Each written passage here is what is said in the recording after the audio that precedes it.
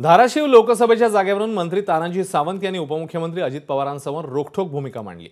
धाराशिवच्या जागेसाठी धनंजय सावंत यांनी प्रचार सुरू केला होता। हा मतदारसंघ कडवट शिवसैनिकांचा आहे, परंतु महायुतीत हा मतदारसंघ राष्ट्रवादी काँग्रेसला सोडण्याचा निर्णय झाल्याचं तानाजी सावंत म्हणाले। परंतु शिवसेनेचा एक मतदारसंघ गेला तर आम्ही स्वस्थ बसणार नाही असा इशाराही सावंत यांनी दिला।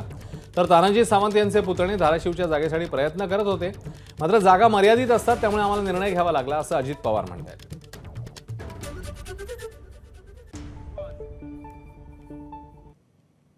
माझ्या तमाम धाराशिव जिल्ह्यातल्या शिवसैनिकांना नम्र आणि कळकळीची विनंती आहे, ज्या वेळेस पुढच्या व्यासपीठावर येऊ त्या वेळेस समोरच्याचा फडशा पाडल्याशिवाय मी स्वस्थ बसणार नाही, हा नंतरचा भाग आहे।